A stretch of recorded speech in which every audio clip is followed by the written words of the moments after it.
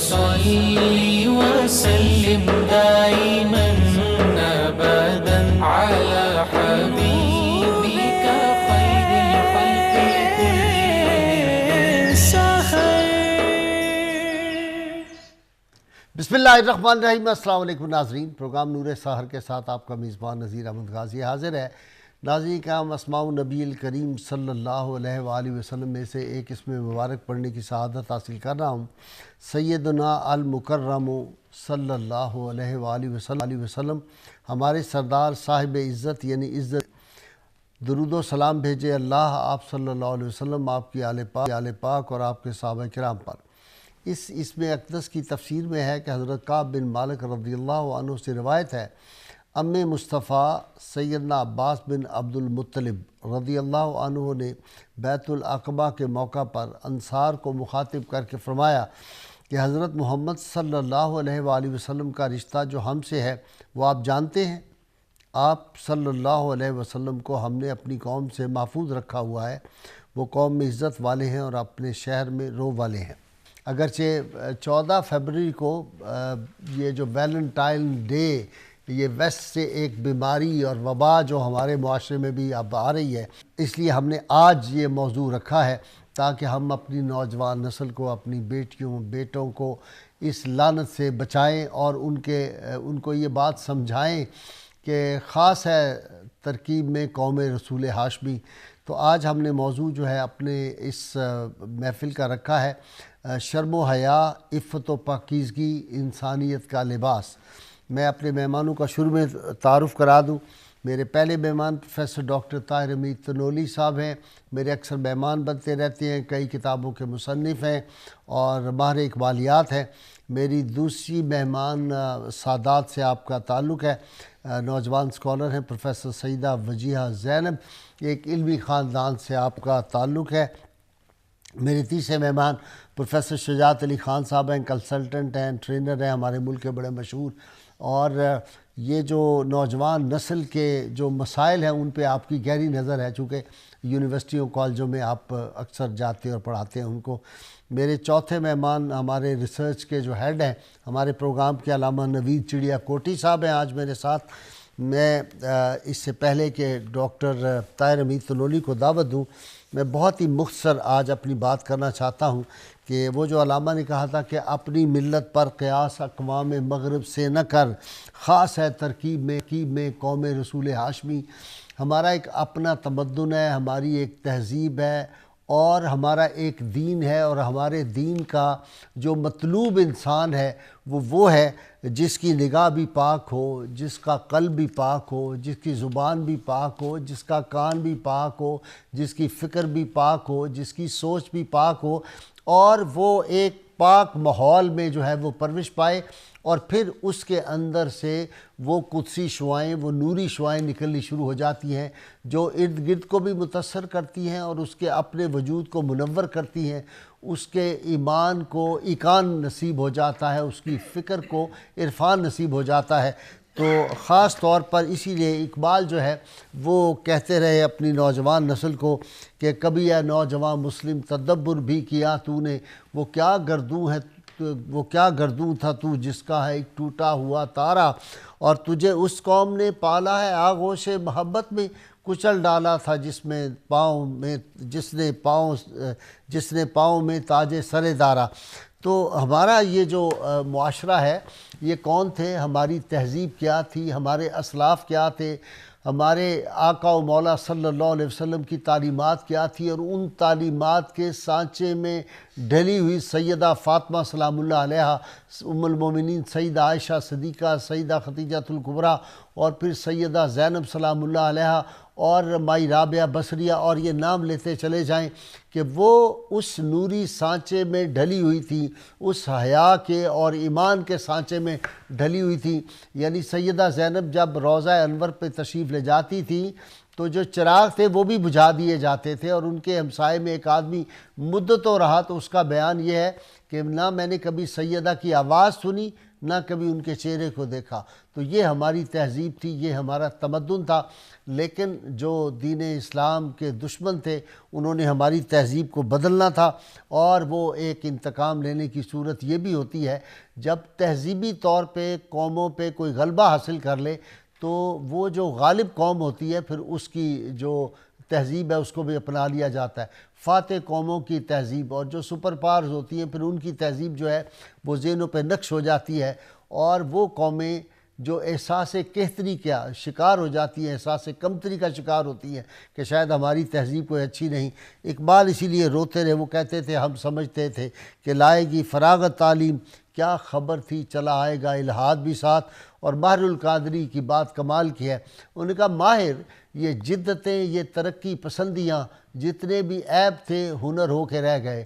آج ہم بالکل یہ دیکھتے ہیں کہ کل ایک طوفان بدتمیزی جو ہے وہ شروع ہو جائے گا، اور پھول لیے جائیں گے، اور وہ جو دل بنا ہوتا ہے وہ سرخ پتے جو ہیں وہ ایک دوسرے کی طرف بھیجے جائیں گے، اور آہستہ آہستہ وہ کسی آدمی نے ایک سخت فقرہ کہا تھا، انہوں نے کہا وہ جو لوگ جن کا تعلق بازار حسن سے ہوتا ہے یہ کوئی خاص نسل ہوتی ہے، یہ کوئی ساز ذات؟ اس نے کہا نہیں، ہوتے ہوتے آدمی ہو جاتا ہے۔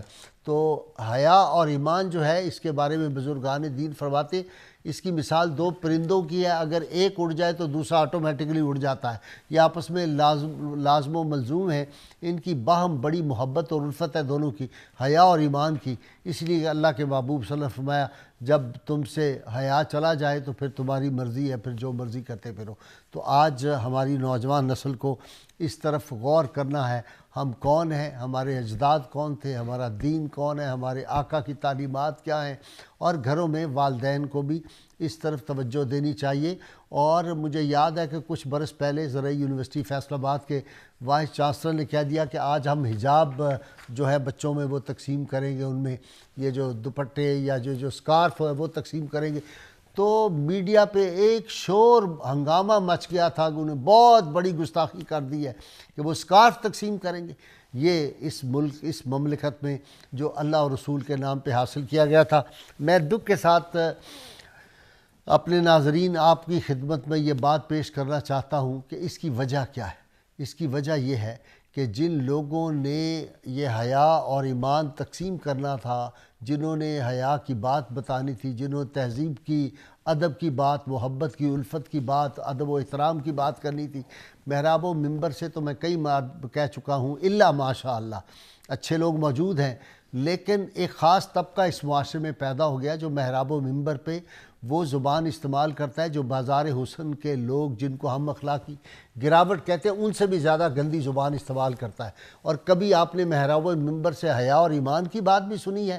وہاں ہم جنگ جمل اور جنگ صفین کے فیصلے کرنے پہ بیٹھے ہوئے ہیں 14 برس پہلے کا، جو اسلام کی ایک انتہائی افسوسناک جو سانے ہم پہ گزر گئے، 70,000 جس میں جو تھے صحابہ اور اہل ایمان جو تھے وہ شہید ہو گئے۔ آج کے دور میں ہم اس کا فیصلہ کر رہے ہیں، ان کے صحیح اور غلط کا فیصلہ کرنے بیٹھے ہوئے ہیں۔ ہم اس پہ بیٹھے ہوئے ہیں کہ اہل بیت اطہار جو تھے ان میں کون کون سی کمیاں تھیں، ان میں کون سی خطائیں تھیں، انبیاء سے خطا جو ہے وہ امکان ممکن ہے وہ نہیں ہے۔ یہ ہماری حیثیت ہے جب ہمارے منبر و محراب پہ یہ غلیظ زبانیں، یہ غلیظ خیالات جو ہے یہ لوگوں تک پہنچائیں گے تو کون نوجوان نسل کی رہنمائی کرے گا؟ خدا کے لیے اس لیے میں کہتا ہوں ان ملاؤں سے جو دین اسلام میں تفرقہ پیدا کرتے ہیں، جو مسلمانوں میں نفرت کے بیج بوتے ہیں، جو نفرت کے تاجر ہیں، ان سے دین اسلام کو بچا لو۔ اور یہ نوجوان نسل اور عام مسلمان جب تک اس کا احساس نہیں کرو گے، میں بالکل پورے دعوے سے، میں تاریخ کا طالب علم ہوں، میں پوری ذمہ داری سے آپ سے کہہ رہا ہوں کہ ولیم میور نے، ایچ جی ویلز نے وہ کام نہیں کیے تھے، لارڈ میکالے نے وہ کام نہیں کیا تھا جو آج کے ملا دین اسلام کے خلاف یہ میر جعفر اور میر صادق ہے آج کے جو دین اسلام کو تباہ و برباد کر رہے ہیں۔ اور ہمارے وہ ادارے جن کا یہ کام تھا روکیں، وہ میٹھی نیند اپنے چھوٹے چھوٹے مفادات کے لیے وہ کہتے ہیں اچھا یہ آپس میں لڑتے رہیں، کوئی ہماری طرف توجہ نہ کرے۔ تو میں تو یہ نوحہ جو ہے اس کو بار بار جو ہے وہ کرتا رہتا ہوں۔ خدا کرے کہ میری نوجوان نسل اس بات کو سمجھ جائے اور وہ اس دین کا جھنڈا جو ہے وہ اٹھا لیں اور یہ الفت و محبت کے رشتے یا آپس میں ایک ہوں مسلم حرم کی پاسبانی کے لیے نیل کے ساحل سے لے کر تا بخاک کاشغر۔ جی ڈاکٹر طاہر حمید تنولی صاحب، یہ کیا ایک وبا ہے؟ آپ دیکھیں آج کل پھول بڑے میں ہیں، دکانیں بھر گئی ہیں، کارز کی دکانیں بھر گئی ہیں، یہ کیا ہو رہا ہے؟ بسم اللہ الرحمن الرحیم۔ بھائی صاحب بہت شکریہ۔ سب سے پہلے تو اس بات پہ آپ کو بھی اور اس چینل کو مبارکباد دینی چاہیے کہ آپ نے بیماری کے آنے سے پہلے اس کی شفا کا اہتمام کیا ہے۔ بہت شکریہ۔ عام طور پہ ہوتا ہے جب مسئلہ جس دن ہوتا ہے اسی دن ہی اس مسئلے پہ بات ہو رہی ہوتی ہے۔ صحیح بات۔ گویا کہ ہم یوتھ کو، سوسائٹی کو سیلاب آ رہا ہے، ہم بند باندھ پہلے اس سے ایجوکیٹ کر رہے ہیں کہ آپ نے کیا رویہ اختیار کرنا ہے، اور یہ جو کل کا جیسے آپ نے ارشاد فرمایا معاملہ ہے، اس کی اصل حقیقت اور اصل حیثیت کیا ہے۔ غازی صاحب کے بعد جس طرح بھی آپ نے اس پروگرام کا عنوان بھی بتایا ہے کہ شرم و حیا انسانیت کا لباس ہے، آپ صلی اللہ علیہ وسلم نے ارشاد فرمایا کہ ہر ملت کا ایک خلق ہوتا ہے اور اسلام کا خلق حیا ہے۔ یعنی اسلام کا جو کلچر ہے، اسلامی جو تہذیب ہے، اس کا رکھ رکھاؤ ہے، اس کا اسلوب فکر ہے، اس کا طرز عمل ہے، وہ جس خمیر سے اٹھتا ہے وہ حیا ہے۔ اور یہی وہ ڈسٹنکشن ہے اسلام کی جو جب تک اسلام غالب رہا، اسلام نے نہ صرف اس کو مینٹین رکھا، اس کو ٹرانسمٹ کیا انسانیت کی طرف۔ انفارچونیٹلی جس وقت اسلام کے پاس عالمی سطح پہ وہ فیصلہ کن کردار نہیں رہا اور یہ فیصلہ کن کردار دوسری طاقتوں کی طرف شفٹ ہوا، تو انسانیت کی نگاہوں سے بتدریج حیا کی قدر کو اوجھل کر دیا گیا۔ مجھے علامہ کے دو اشعار یاد آ رہے ہیں۔ علامہ فرماتے ہیں کہ عطا فرنگ کو خاک سوریہ نے کیا، نبی عفت و غم ہاری و کم آزاری۔ کہ اسلام نے ویسٹ کو کیا دیا؟ نبی عفت عیسیٰ دیے، واہ واہ غم خاری دی، واہ، امن دیا۔ سلا فرنگ سے آیا ہے سوریا کے لیے، میں و کمار و ہجوم زنان بازاری۔ ہائے ہائے۔ انہوں نے ہمیں یہ دیا، جس کا خدا نہ ہستہ ایک مشاہدہ میں کل بھی ہونا ہے کہ جو کلچر ہے، جو تہذیب ہے، اس کو آزاد کر دو ہر طرح کی ویلیو سے۔ اور بھائی صاحب یہ جو ویلیو لیس بنا دو، ویلیو، اسی کو لبرلزم کہتے ہیں۔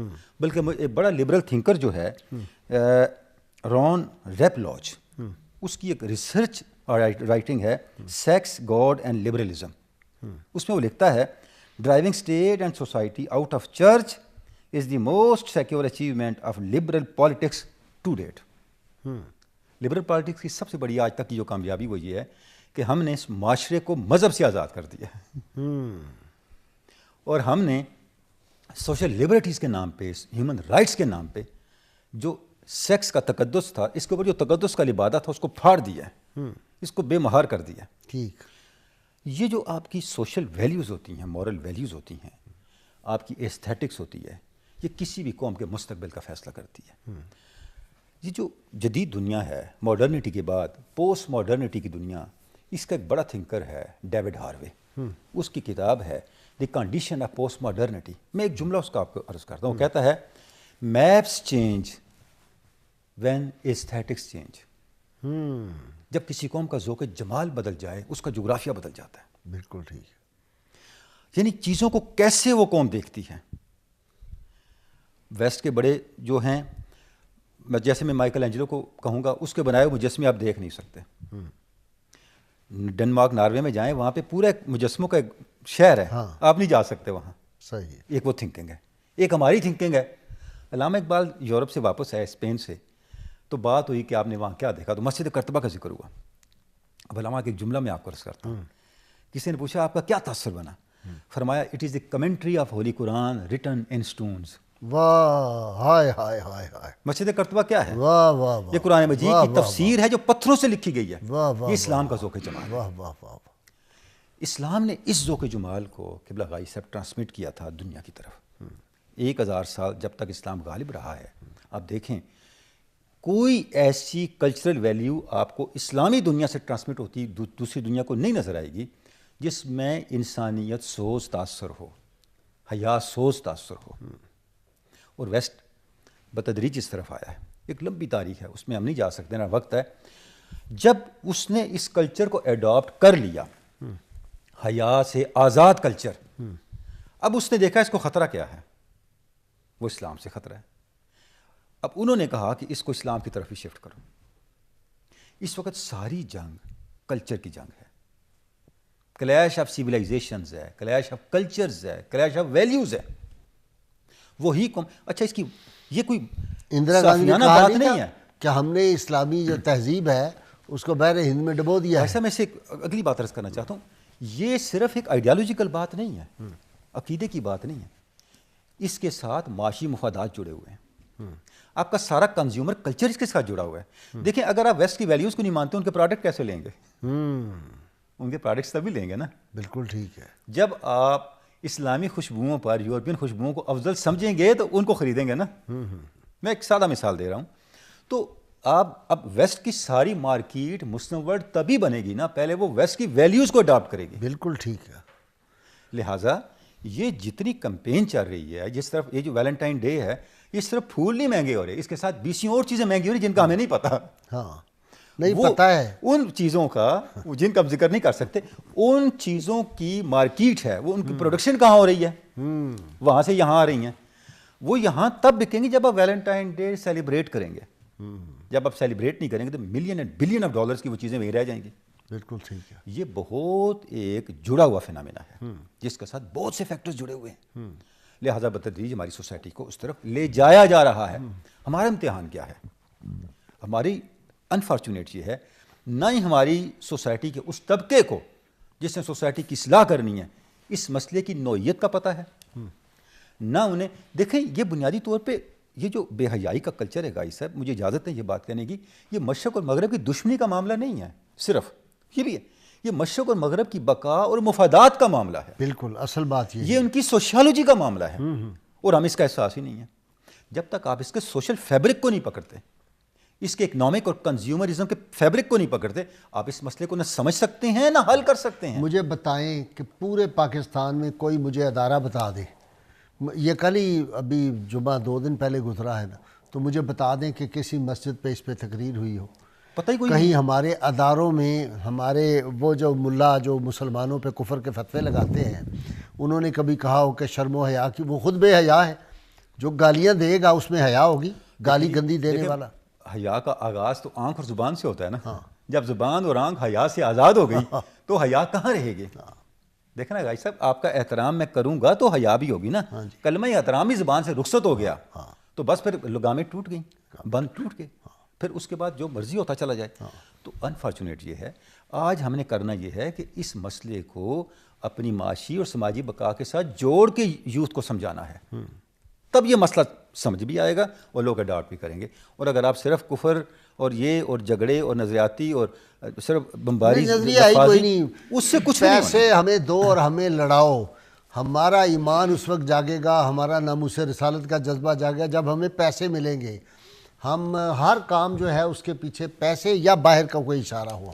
تو یہ کیا اسی وجہ سے ہمارے سارے مسائل پیدا ہوئے اور ہماری ترجیحات بدل گئیں. جو چیزیں ہمارے ڈسکورسز کا حصہ ہونی چاہیے تھیں، ہمارے ڈیبیٹس کا حصہ ہونی چاہیے تھیں، ہمارے مباحث کا، ہمارے مواعظ کا حصہ ہونی چاہیے تھیں، وہ چیزیں نسیاں منسیہ ہو گئیں تاکہ نسیاں کی نظر ہو گئیں، اور وہ چیزیں ڈیبیٹس کا حصہ بن گئیں جن کا نہ کوئی لینا نہ دینا. جی سیدہ وجیہہ. بسم اللہ الرحمن الرحیم. اللہم صلی علی محمد وعلی آل محمد وبارک وسلم وصلی علیہ. قبلہ بڑا خوبصورت آپ نے انٹرو میں اس بیماری کو بتایا جس کی وجہ سے پورا معاشرہ ایک ایسی لپیٹ میں آ گیا ہے کہ جو تباہی کی طرف جا رہا ہے. آج کیونکہ ہمارا ٹاپک ہے انسانیت کا لباس، تو انسانیت کی جب بات کی جائے تو یقیناً محسن انسانیت کی زبان سے ہونا ہو تو کیا ہی بات ہے.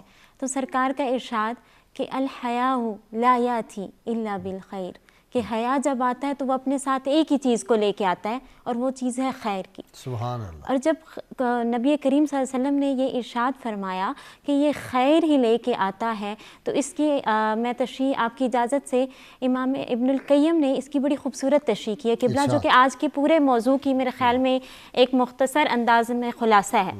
آپ فرماتے ہیں کہ حیا ہے تمام اخلاق اور صفات کی جو سب سے بلند درجہ اور قدر و منزلت میں سب سے اعلیٰ مقام ہے جس صفت کا، وہ صفت حیا ہے. کیسے؟ حیا جو ہے یہ صرف انسانیت کا لباس نہیں بلکہ انسان کی خوبی ہے. اگر یہ خوبی انسان میں نہیں ہے تو وہ انسان ایسے ہی ہے جیسے ایک گوشت کا ٹکڑا کہیں پڑا ہوا رہے گا. کیونکہ حیا وہ خوبی ہے جس سے انسان میں یہ چیزیں پیدا ہوتی ہیں کہ وہ اچھائی کو لیتا ہے اور برائی کو اپنے آپ سے دور کرتا ہے. اچھا حیا وہ واحد چیز ہے جس سے آپ کو یہ جذبہ پیدا ہوتا ہے کہ آپ صلہ رحمی کی طرف جاتے ہو, آپ مہمان کا اکرام کرتے ہو, والدین کی عزت ہوتی ہے, حسن سلوک کا درس ملتا ہے. یہ ساری چیزیں حیا کے ساتھ ہیں. بزرگوں کی آپ عزت کرتے ہیں. جی بالکل, والدین کا احترام, حسن سلوک, صلہ رحمی, یہ ساری چیزیں جو ہیں یہ کس چیز کے ساتھ آتی ہیں؟ حیا کے ساتھ آتی ہیں. اگر کسی میں حیا نہیں ہے تو وہ کیا ہوتا ہے, وہ مخلوق خدا سے بے نیاز ہو جاتا ہے. اسے نہیں پتا کہ میرے پہ حقوق کیا ہیں. وہ انہی تمام چیزوں کے اپوزٹ ڈائریکشن میں چلا جاتا ہے. قطع رحمی کرتا ہے, مہمان کا اکرام نہیں کیا جاتا, عزتوں کا خیال نہیں کیا جاتا. غرض یہ کہ ہر خیر کا منبع حیا ہے اور ہر شر سے دوری کا نام حیا ہے. حیا بیسیکلی یہ سرکار کی اس حدیث کی ڈیفینیشن جو انہوں نے کی بڑے بہترین انداز سے ہمارے سامنے کھل کے سامنے آ گئی کہ کس طرح دو ہمارے پاس ڈائریکشنز دی گئی ہیں. ایک یہ ہے کہ جس پہ چل کے آپ بلندیوں کو پہنچ سکتے ہو, دوسری یہ ہے کہ جس پہ چل کے آپ خود ہی اپنے زوال کا باعث بن سکتے ہو. یہ چیز تو ہے. ایک چیز سر جو میں چاہتی ہوں کہ ہم معاشرتی برائیوں کو تو دیکھتے ہیں, معاشرے کو بلیم کرتے ہیں, جب آپ کو پتہ چلے نا کہ یہ چیز مجھے کتنا نقصان دہ ہے تو یہ انسان کے اندر ایک چیز ہے کہ وہ اس چیز کو پھر اس کے اڈاپٹ کرنے سے رکتا ہے. ہاں, اس کو اڈاپٹ کرنے میں اس میں آ جاتا ہے کہ نہیں یہ چیز میرے لیے نقصان دہ, یہ انسان کی ایک فطرت میں ہے. اسی لیے جو حیا کی ایک ڈیفینیشن بھی کی گئی ہے. لیکن بیٹا وہ اگر ہو کہ وائے ناکامی متائے کارواں جاتا رہا اور کارواں کے دل سے احساس زیاں جاتا رہا, جب احساس زیاں ہی چلا جائے تو پھر اس کا فائدہ ہو یا نقصان ہو وہ کہتا ہے کرتے چلے. یہ تو سر بدقسمتیوں کی انتہا ہے جس پہ ہم پہنچ چکے ہیں اگر اس چیز کو تو دیکھا جائے. لیکن ایک چیز جو میں چاہ رہی تھی کہ یہ ہے کہ جب انسان کو ان چیزوں کا تھوڑا بہت علم ہوتا ہے تو کہیں نہ کہیں خدا کے کرم سے پھر بھی یہ آنا ہے مقام کہ اس کو احساس ہو کہ میں کہاں پہنچ چکا ہوں. اللہ کرم کرے گا اور آپ جیسے لوگ ہم میں موجود ہوں گے تو یقیناً کہیں نہ کہیں وہ وقت آ جائے گا کہ پھر سے ہم بلندیوں کی طرف جائیں گے یقیناً انشاءاللہ. اس کی رحمت بڑی بے نیاز ہے. جی آپ کی طرف آتا ہوں شجاع صاحب. حضرت شیخ شہاب الدین سہروردی رحمۃ اللہ علیہ کا ایک بڑا زبردست قول ہے. وہ کہتے ہیں کہ اللہ کی عظمت و جلال کی تعظیم کے لیے روح کو جھکا دینا ہی حیا ہے. جی بسم اللہ الرحمن الرحیم. چونکہ موضوع کے اندر جو ہے انسانیت کا لباس, شرم و حیا. اب حیا اٹسلف جو ہے ایک وصف ہے اور ایک ایسا وصف ہے جو انسان کو کسی قاعدے, کسی قانون یا کسی ضابطے کا پابند کرتا ہے. اگر یہ وصف کسی انسان سے نکال دیا جائے تو پھر اس میں اور جانور میں بنیادی فرق شروع یہیں سے ہوتا ہے. ضروریات دونوں کی سیم ہیں. وہ کسی قاعدے اور ضابطے کا پابند نہیں ہے جانور, انسان اس کا پابند ہے. لباس دو طرح کے ہیں کہ انسان کا لباس ہے, فرد کا لباس ہے اور ایک انسانیت کا لباس ہے. انسانیت اس کا ایک الٹیمیٹ گول ہے. جس طرح انسانیت کو ہم فزیکلی کسی کو دکھا نہیں سکتے, فزیک کو دکھا سکتے ہیں, ہمارے اجسام موجود ہیں, ہم موجود ہیں, ہمارے پر لباس موجود ہیں اور یہ لباس مارکیٹ سے بہترین شکل بھی اثر ہے, ہم ان کو تبدیل کر سکتے ہیں. حیا وہ لباس ہے جب ایک دفعہ ادڑ گیا تو اس کا اس روئے زمین پر کوئی ٹیلر نہیں ہے سر. واہ واہ واہ, کیا بات, کیا فکرہ کہہ دیا ہے. واہ جی واہ واہ. اس کو ریپیئر نہیں کر سکتا. اور وہاں سے جہاں سے یہ پھٹ گیا, ادڑ گیا, وہاں سے ایک ہی چیز نے آنا ہے, وہ بے حیائی. اور بے حیائی کیا چیز ہے؟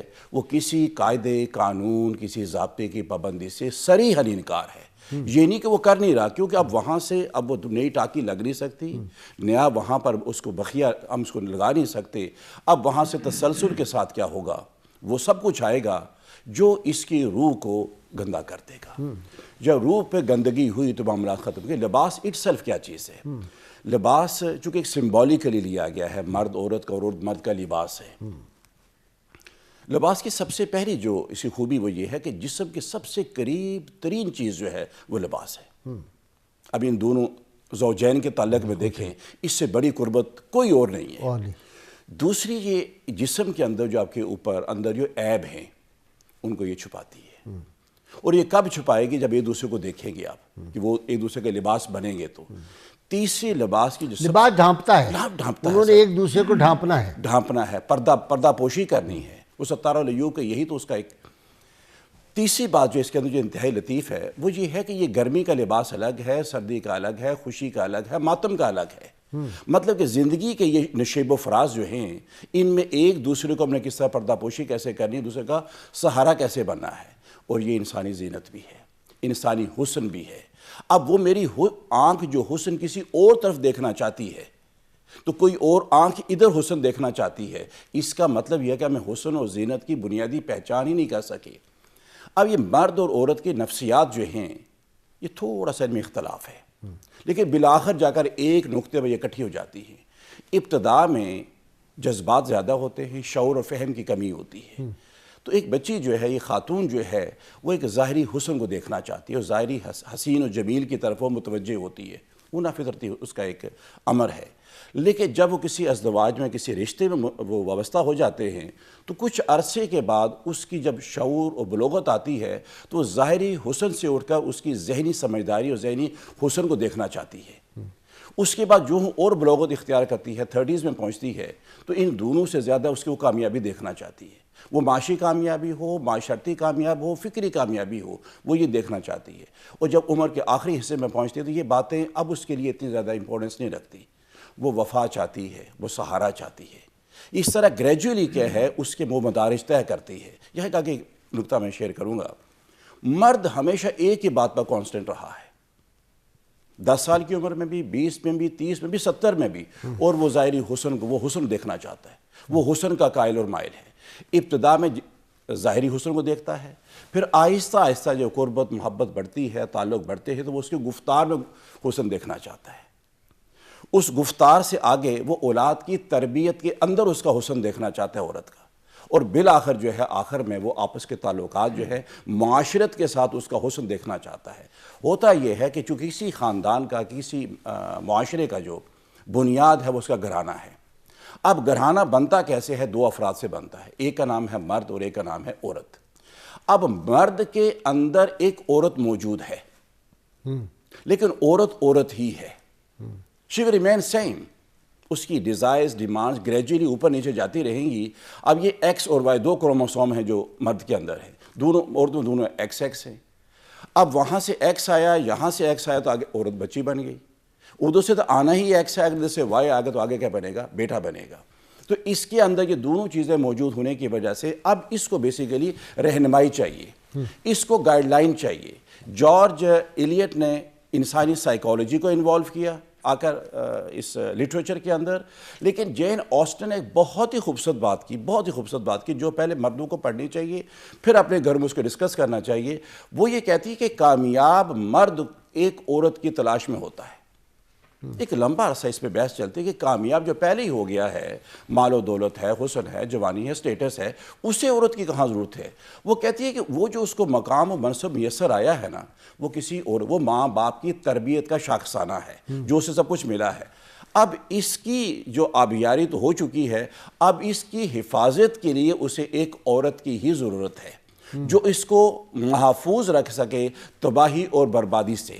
کیونکہ کسی بھی مرد کی کامیابی کے پیچھے جو کہا جاتا ہے کہ ایک عورت ہے، اور کسی کی مرد کی بربادی کے پیچھے پھر 2 عورتیں ہوتی ہیں۔ موجودہ دور میں تو ایک مرد کی کامیابی کے پیچھے کئی عورتیں ہونی چاہیے، اور ہم دیکھتے ہیں کئی ہوتی ہیں جس کے پیچھے زیادہ ہوتی۔ اس لیے ہمارے بعض جو ہمارا مذہبی طبقہ، دینی تو نہیں، مذہبی طبقہ ہے نا، وہ کہتا ہے مشن کی خاطر۔ کئی مولوی مجھے ملتے ہیں تو میں نے کہا ماشاءاللہ آپ نے 3 بیویاں، وہ کہتے ہیں مشن کی خاطر، چوتھی بھی مشن کی خاطر، ایک مشن تاکہ پیچھے زیادہ ہوں تو پھر زیادہ کامیابی ہوگی۔ جی ارشاد۔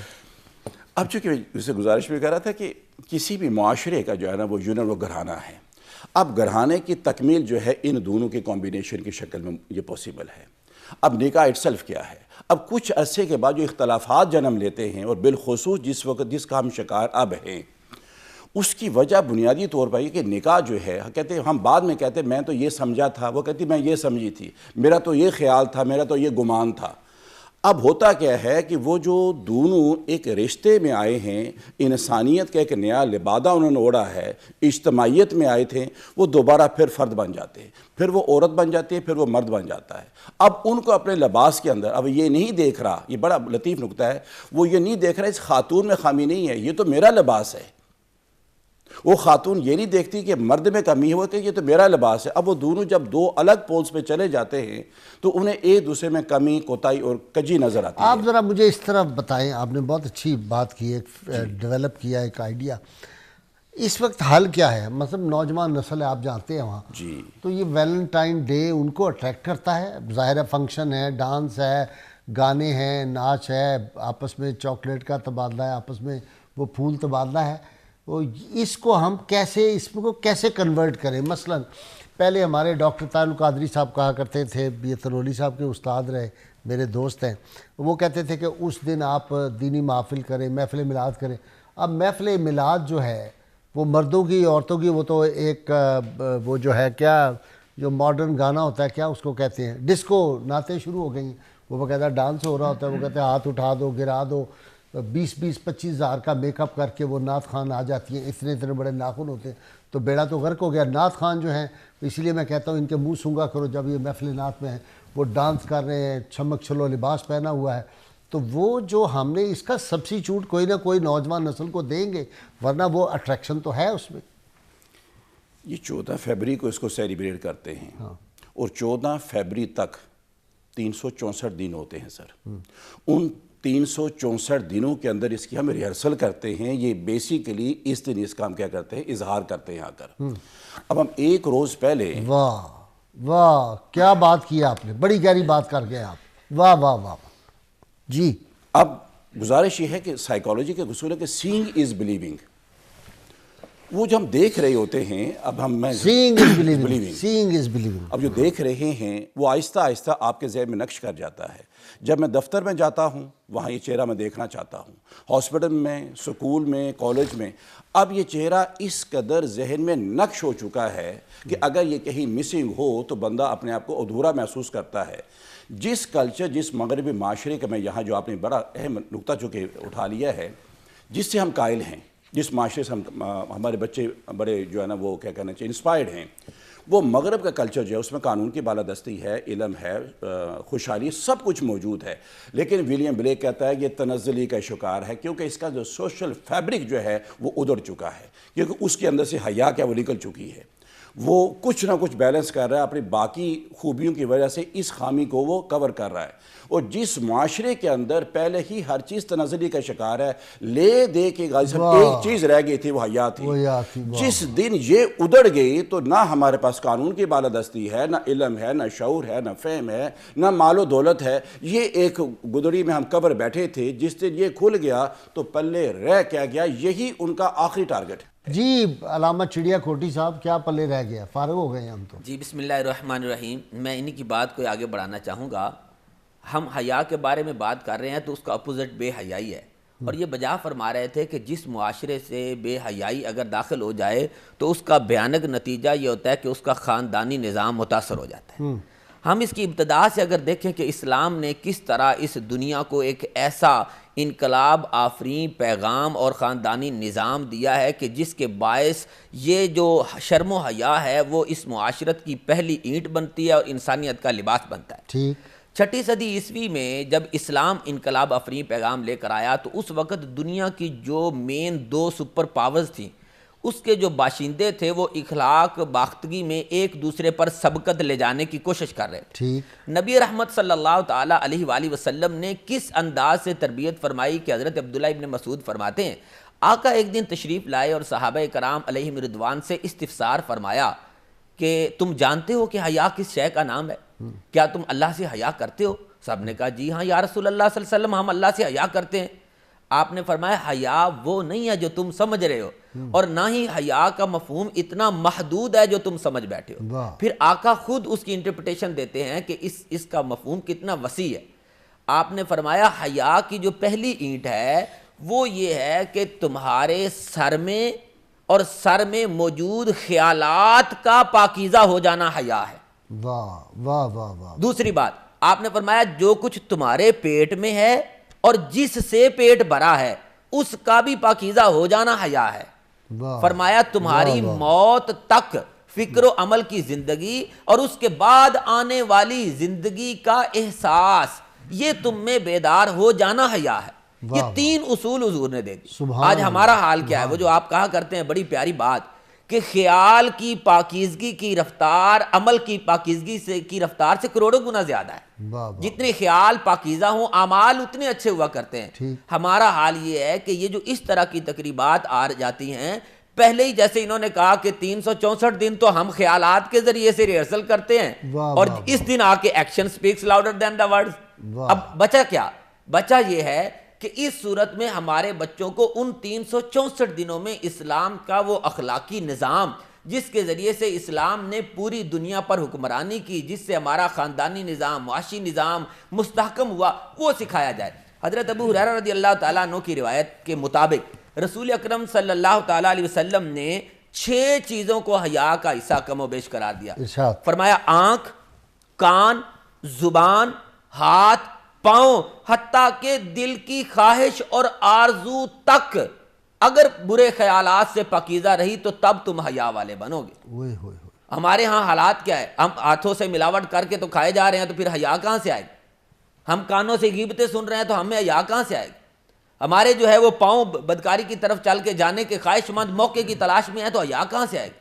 تو جب حیا زبان آپ چھوڑ گئے. ہاں زبان تو پھر وہ کا جو حال آپ بیان کرتے رہتے ہیں تو پھر مجھے بھی کبھی کبھی اپنی برادری کو یہ سمجھانا پڑتا ہے کہ یہ جو زبان ہے ممبر و محراب سے جس طرح کی استعمال ہوتی ہے، یعنی کسی ملا کی کوئی لونڈی ہے، اس نے ڈاکٹر تنولی کو گالیاں لکھی ہوئی ہیں سوشل میڈیا کے اوپر، اس کو پتہ ہی نہیں کہ ڈاکٹر تنولی کتنا بڑا عالم، کتنا بڑا اسکالر ہے، وہ یونیورسٹیوں کا استاد ہے. اب جس ماحول میں جس ملا کے وہ زیر اثر رہے ہوگی، جو کچھ اس نے وہاں سے سیکھا وہ ڈپکٹ کر رہی ہے. جی مجھے ایک جملہ کہنے کی اجازت دیجیے. ممبر و محراب پر بیٹھے ہوئے انسان میرے خیال میں فی زمانہ اگر روح موجود ہونا تو پھر لفظوں سے ایسا اظہار نہیں ہوگا. یہ روح کی پاکیزگی ہے جو زبان سے اچھے الفاظ. سیدنا عیسیٰ علیہ السلام کو کسی نے کہا فلاں آدمی آپ کو گالی دیتا ہے، انہوں نے کہا نہیں کوئی بات نہیں، جو اندر ہے وہی باہر آنا ہے. بالکل ایسا ہی. تو لیکن ڈاکٹر تنولی صاحب آپ کی طرف آتا ہوں. اگر بندہ اوپر پگڑی باندھ لے، لمبا جبہ پہن لے، اس کے اوپر پھر ایک جبہ پہن، لمبا کرتا پہن کے، تو پھر اگر گالی والی گندی زبان کر لے تو پھر تو ٹھیک نہیں ہے. اوپر حیا کا تو اس نے پہنا ہوا ہے نا، پیرہن تو حیا کا پہنا ہے، تو پھر تو ٹھیک ہے میرا خیال ہے.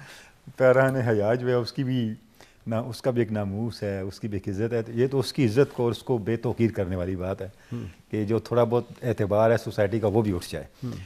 اچھا قاضی صاحب، جس طرف ہم جا رہے ہیں ڈسکشن کو لے کے، گزارش یہ ہے کہ ہمارا جو طرز زندگی ہے، رکھ رکھاؤ، اٹھنا بیٹھنا، جسے معروف معنوں میں فیشن کہتے ہیں، اس کا فیصلہ بھی اس بات سے ہوتا ہے کہ ہمارے اندر حیا کا کتنا پہلو ہے. یعنی جو رکھ رکھاؤ اور زندگی کا طریق ہے، یا تو یہ ستر پوشی پر مبنی ہوتا ہے یا یہ ستر سے آزادی پر مبنی ہوتا ہے. اور دونوں کے پیچھے جو چیز کام کر رہی ہوتی ہے وہ حیا یا حیا سے نکل جانے والا فیکٹر ہوتا ہے. یعنی آپ سوسائٹیز کو دیکھ لیں کہ جتنا جتنا کوئی سوسائٹی حیا سے دور ہوئی ہے اتنی ہی وہ سوسائٹی بے لباس ہوئی ہے، اور جتنی سوسائٹی حیا کے قریب رہی ہے اتنی ہی وہ سوسائٹی با لباس رہی ہے. یعنی بڑا ایک میں سمجھتا ہوں سمجھداری کے ساتھ اس کا عنوان رکھا گیا ہے کہ حیا نہ صرف لباس ہے بلکہ سوسائٹی اور انسانی کو لباس دیتا ہی حیا ہے. اچھا، جس وقت پاک دامنی آ جاتی ہے، اب دیکھیں قرآن مجید نے ارشاد فرمایا کہ واللاتی احصنت فرجہا فنفخنا فیہا من روحنا. جب سیدہ مریم نے پاک دامنی اختیار کی تو ہم نے ان میں اپنی روح پھونکی. واہ. مطلب ہے جب معاشرہ حیا والا ہوگا تو پیدا ہونے والے سیدنا عیسیٰ کے نقش قدم والے ہوں گے، ان پر چلنے والے ہوں گے. اور جتنی سوسائٹی اس سے نکلتی گئی ہے. اچھا قاضی صاحب آپ دیکھیں، ہم حیران ہیں قرآن مجید کی کتنی جامعیت ہے چیزوں کو بیان کرنے کی.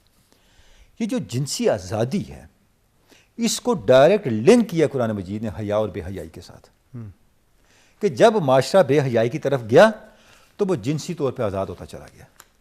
اور جب کوئی سوسائٹی جنسی طور پہ آزاد ہو جائے، یعنی اس میں سیکسول ڈسپلن نہ رہے، تو وہ سوسائٹی جانوروں کی سوسائٹی بن جاتی ہے، وہ انسانیت نہیں رہتی پھر، اور اس سوسائٹی سے آپ انسانی اقدار کی توقع نہیں کر سکتے۔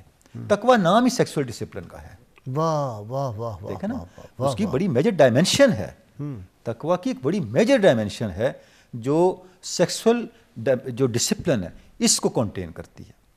اچھا، اب قرآن مجید کی میں 2 آیات آپ کے سامنے رکھنا چاہوں گا، ارشاد ربانی ہے، یہ جو آیت ہے کہ جو لوگ بے حیائی مسلمانوں میں پھیلاتے ہیں ان کے لیے بہت دردناک ان عذاب الذین ہے۔ یحبون ان تشیع الفاحشۃ فی الذین آمنوا لہم عذاب علیم فی الدنیا والآخرہ واللہ یعلم وانتم لا تعلمون، سورہ نور ہے۔ وہ لوگ جو یہ کوششیں کرتے ہیں کہ مسلمانوں میں بے حیائی پھیلے، ان کے لیے دردناک عذاب ہے، دنیا اور آخرت میں عذاب ہے، اللہ کو پتہ ہے وہ عذاب سے گزرے، انہیں نہیں پتہ چلتا۔ واللہ یعلم وانتم لا تعلمون، یعنی انسان سے شعور چھن جاتا ہے، اور آپ تجزیہ کر سکتے ہیں۔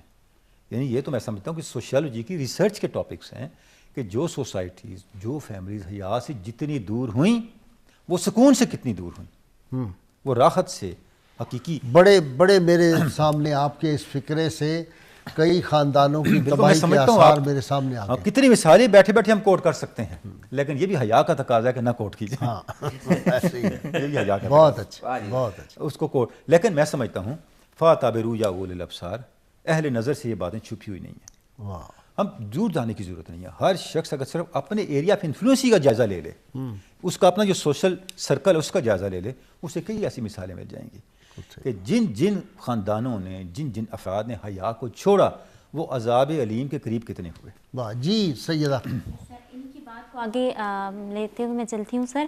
ایک ریسرچ ہے سائیکالوجی میں آئی ہے، ڈاکٹر جان کہتے ہیں کہ یہ جو ہیلدی شیم کا کانسیپٹ ہے، بیسیکلی حیا کی ڈیفینیشن کی گئی ہے کہ اگر یہ کسی بندے میں ہوتا ہے تو وہ بہت سے جو مینٹل ڈس آرڈر ہیں ان سے بچ جاتا ہے، کیونکہ اس کے پاس ایک آپشن آ جاتا ہے کہ آپ اپنی جو غلطی ہے آپ اس کو سمجھ لیتے ہو، آپ کا جو انٹرنل ہوتا ہے وہ آپ کو الارم دیتا ہے کہ آپ یہاں پہ غلط تھے، آپ اس انٹرنل الارمنگ کی جو سچویشن ہوتی ہے اس میں آپ یہ کرتے ہو کہ آپ اس چیز کو کریکٹ کر سکتے ہو۔ یعنی حیا انسان کو بیلنس کرتا ہے، ہاں جی، بیلنس کرتا ہے۔ اور یہ جو آج کل آپ دیکھتے ہیں قبلہ کہ 99% اگر میں کہوں بچوں سے لے کے بوڑھوں تک، غریب سے لے کے امیر تک، سب اس بیماری کا شکار ہیں، وہ ہے ڈپریشن۔ اور اس کا جو واحد علاج ہے جو آپ خود سے کر سکتے ہو وہ یہی ہے کہ جب آپ کے اندر ہیلدی شیم کوئی غلطی ہو گئی تو آپ کے اندر یہ صفت آ گئی کہ میں نے یہ چیز ایسے کی ہے، تو آپ کے پاس آپشن ہوتا ہے اس کو ٹھیک کرنے کا، اس رستے پہ چلنے کا جو آپ کو اچھائی کی طرف لے کے چلتا ہے۔ اس کے برعکس وہ بندے جن میں یہ چیز نہیں ہے، ان پہ ریسرچ کی گئی ہے کہ وہ اس بیماری کا بہت زیادہ شکار ہوتے ہیں، وہ دوسروں کو بلیم گیم کرتے رہتے ہیں کہ اس بندے میں یہ غلطی ہے۔ اب جب غلطی آپ کی اپنی ہے اور بلیم گیم آپ کسی دوسرے کو کر رہے ہو، ہیلدی تھاٹس جو ہیں وہ آپ کے اورا میں بھی تبدیلی لاتے ہیں، اور وہ جو ریڈیشنز ہوتی ہیں پازیٹیو ریڈیشن وہ شروع ہو جاتی وہ ہیں، بہت زیادہ شروع ہو جاتی ہیں، اور اس سے پھر آپ دیکھیں کہ کس طرح کے معاشرے پھر بنتے ہیں۔ آپ صبح نکلیں قبلہ تو دیکھتے ہیں ہر طرف ایک ڈپریشن کی فضا پیدا ہو گئی ہے۔ اس کی ایک وجہ یہی ہے کہ جب آپ غلطی اپنی ہے دوسروں پہ لگاؤ گے تو پھر اس کا علاج کیسے ملے گا؟ شجاعت صاحب یہ سجدہ نے بڑی اچھی بات کی ہے۔ دیکھیں یہ جو لوٹ مار کا نظام ہمارا معاشرہ ہے، جو ہم بھوک سے دو چار ہیں، اس کی مین وجہ کرپشن ہے۔ تو کرپشن بھی تو بیڈ جو تھنکنگ ہے اسی سے پیدا ہوتی ہے نا، وہ جو گندے خیالات ہیں کہ جی جلدی لوگوں کو لوٹو، میں امیر ہو جاؤں گا، میں اپنا مال پانی بناؤں، میں دبئی، میں آسٹریلیا، میں امریکہ، لندن میں اپنی جائیدادیں بناؤں، وہاں پہ جا کاروبار کروں، تو میری اولادیں جو ہیں، تو یہ نیگیٹو تھاٹس جو ہیں یہ پھر تباہی کا معاشرے کا سبب بنتے ہیں، کیونکہ ہمارے اشرافیہ کا تو یہی ہے خیال۔ جعفر جو کنکلوژن ہم جاتے ہیں، یہ ایسی مثال ہے جیسے کہ ایک بالٹی میں پانی بھرنا چاہتے ہیں، نیچے بڑا سوراخ ہے، وہ کبھی بالٹی بھرے گی نہیں۔ کہتے کہ جو مرد کا لباس ہے نا، یہ عورت کی نفاست کی علامت ہے، اور عورت کا لباس مرد کی حیا کی علامت ہے۔ واہ۔ عورت ایک سربستہ راز ہے جو ابھی اتنا کھلا واضح نہیں ہوا، اس کو ہم نے چند بنیادی مقاصد کے استعمال کر لیا۔ اس کی ایک مثال اور آخری بات، سید فاطمہ زہرا سلام اللہ علیہ رحمت للعالمین کی صاحبزادی ہیں، کل ایمان کی زندگی کا حصہ ہیں، زوجہ، سرداران جنت کی والدہ ہیں، رحمت للعالمین کے لیے باپ کے لیے بیٹی رحمت ہے، اس ذات سید کائنات کے لیے وہ بیٹی رحمت کس طرح سے ہے، کل ایمان کے لیے نصف ایمان کس طرح سے ہے، اس جنت کے لیے جس کے لیے مارے مارے پھرتے ہیں، اس جنت کے سردار جو ہیں ان کی والدہ، ان کے قدموں میں جنت کون سی ہے، یہ وہ سربستہ راز ہے، وہ بھی تو ایک عورت ہے نا، وہ کس مقام پر فائز ہے، کس مقام پر فائز ہے، انسانی عقل وہاں تک ابھی بہت دور ہے سر۔ یہ اتنا بڑا راز ہے کہ رحمت للعالمین کے لیے رحمت، کل ایمان کے لیے نصف ایمان، اور سرداران جنت کی جنت، یہ تو جنت جس کا ہم مارے پھر رہے ہیں، ان کی جنت بھی تو کوئی ہے، وہ کن کے قدموں تلے ہے، وہ بھی تو ایک عورت ہے۔ وہ عورت کون ہے؟ یہ اتنا پوشیدہ راز ہے، سربستہ رازوں میں سے ایک راز ہے، اس لیے عورت کو ابھی تک ہم پہچان نہیں سکے۔ اس کی چند چیزوں سے ہمیں مستفید ہونے کی ایک ناکام کوشش کی، اور اس کو ایک کموڈٹی بنا کر جب مارکیٹ میں پیش کر دیا تو یہ اپنے اس روپ سے، جب یہ اس حقیقت سے اس سے باہر نکل آئی تو اس کے قدموں سے ہم نے جنت چھین لی، جنت چھین لی۔ ایمان تو اسے مکمل کرنا تھا نا، آ کر رحمت کا سبب تو اس نے بننا تھا، تو وہ اگر زینت کسی اور چیز کی بن گئی تو پھر اس معاشرے کا کیا حال ہوگا جس مغرب سے ہم انسپائرڈ ہیں۔ اب وہ اس کو پیک کرنے کی کوشش کس طرح سے کر رہا ہے، دو ہی صورتیں ہیں، یا تو اس کو پیک کر لے یا ہمیں بے حیا کر دے۔ بالکل ٹھیک، بہت شکریہ شجاعت صاحب آپ کا، علامہ چڑیا کوٹی آپ کا شکریہ، ڈاکٹر طاہر امید طلولی، سیدہ وجیہہ۔ ناظرین کرام، دو کتابوں کا تعارف کرانا ہے جی۔ پہلی، کائنات کی سب سے بڑی ماں، سیرت حضرت سیدہ آمنہ سلام اللہ علیہا، حیات و خدمات، شمائل و کمالات، یہ ڈاکٹر عائشہ عبدالرحمن الشاطی کی کتاب ہے، عرب کی یہ مصنفہ ہیں۔ اس کے کتاب کا ترجمہ کیا الاستاذ ظفر اقبال کلیار صاحب نے، اور صبح نور پبلیکیشنز نے اس کتاب کو شائع کیا ہے۔ یہ کتاب پڑھیں، آپ کو پتہ چلے کہ حیا کس شے کا نام تھا، حیا کی معراج کیا ہوتی ہے، اور یہ کتابیں آج کے دور میں پڑھانی چاہیے ہمیں اپنی نوجوان نسل کو۔ انشاءاللہ دیکھیے پھر اس میں ایک انقلاب پیدا ہوگا۔ یہ کتاب جو پڑھ لے وہ پھر یہ ویلنٹائن ڈے سے متاثر نہیں ہوگا کسی طرح۔ دوسری کتاب جی، بڑے خوبصورت انسان تھے، اللہ تعالیٰ ان کو جنت نصیب کرے۔ آنے والے سنڈے جو ہے، اتوار آنے والا، اس میں ان کا سیمینار بھی ہے یہاں پہ الحمرا جو ہے قذافی اسٹیڈیم میں، بڑا زبردست۔ کتاب کا نام جی بھر دو جھولی میری یا محمد صلی اللہ علیہ وسلم، مشہور قوالی پورنم الآبادی رحمۃ اللہ علیہ، اور اس کو مرتب کیا ان کے شاگرد خاص اقبال پیام نے۔ زبردست، آپ اکثر آپ دیکھتے ہیں نا کہ قوالی ہر جگہ ہم سنتے ہیں، بھر دو جھولی میری یا محمد، لوٹ کر میں نہ جاؤں گا خالی، کچھ نواسوں کا صدقہ عطا ہو، در پہ آیا ہوں بن کے سوالی۔ کمال کی چیزیں انہوں نے لکھی ہیں، تو یہ کتاب بھی ضرور پڑھنی چاہیے۔ اس کو بزم پورنم پبلیکیشنز، ہسپتال روڈ، پان منڈی، نیو انارکلی، لاہور نے شائع کیا ہے۔ اور پورنم صاحب سے میری ملاقاتیں بھی رہیں، اور ہمارے ڈاکٹر سید پروفیسر قمر زیدی صاحب جو اورینٹل کالج کے سابق پرنسپل ہیں، ان کے بھی بہت قریبی دوست تھے، خوبصورت شکل سے بھی تھے اور اس سے نستعلیق انسان تھے۔ اللہ تعالیٰ انہیں جنت الفردوس میں جگہ عطا فرمائے۔ یہ اس طرح کی نعتیں پڑھنی چاہیے۔ دیکھیں نا، کمال نہیں کر دیا کہ زندگی بخش دی بندگی کو، آبرو دین حق کی بچا لی، وہ محمد کا پیارا نواسا جس نے سجدے میں گردن کٹا لی، اور حق سے پائی وہ شان کریمی، مرحبا دونوں عالم کے والی، اس کی قسمت کا چمکا ستارہ جس پہ نظر کرم تم نے ڈالی، صلی اللہ علیہ وسلم۔ تو اس طرح کی کتابیں ہماری نوجوان اور اس طرح کی نعتیں پڑھنی چاہیے۔ یہ جو آج کل نعتیں ہیں کہ حاجی من ملے مدینے، انہیں کٹ کے جپھی پائی، وہ پتہ ہی نہیں کہ کیا ہم پڑھ رہی ہیں، آگے سے بھی لوگ جہالت کی نعرے لگ رہے ہوتے ہیں، تو اس طرح کی نعتیں نہیں پڑھنی چاہیے، اس طرح کے کلام پڑھنے چاہیے۔ اللہ کریم کی بارگاہ میں دعا ہے اللہ تعالیٰ ہمیں سید عالمین صلی اللہ علیہ وسلم کی غیر مشروط محبت، لامحدود وفاداری نصیب فرمائے۔ یہ جوہر ایمان ہے۔ میں بار بار کہہ رہا ہوں کہ امت کو اس طرف آنا ہوگا، ورنہ اگر ہم نے غیر مشروط محبت، لامحدود وفاداری اپنے لیڈروں سے، اپنے بابوں سے، اپنے پیروں سے یہ کر لی تو یہ تباہی کا راستہ ہے، اور یہ ان میں سے کوئی آپ کے کام نہیں آئے گا۔ یقین رکھیے، نہ قبر میں کام آئے گا نہ حشر میں۔ جس ذات نے کام آنا ہے انہی سے غیر مشروط اور لامحدود وفاداری رکھو تو کامیاب ہوگے۔ ہم سب مل کے وہ نعرہ لگائیں گے جو میں 30 برس سے لگا رہا ہوں، ساری زندگی لگاتا رہوں گا. لوگ وقتی طور پہ لگاتے 2 مہینے 4 مہینے 6، جب کام نکل گیا پھر یہی نعرہ ان کو پسند نہیں ہوتا. ہم تو یہ نعرہ لگا رہے ہیں، جب تک دم میں دم ہے یہ نعرہ لگتا رہے گا. سب مل کے نعرہ لگائیں گے پاکستان کا مطلب کیا؟ لا الہ الا اللہ محمد الرسول اللہ صلی اللہ علیہ وآلہ وسلم. وسلم دائما أبدا على حبيبك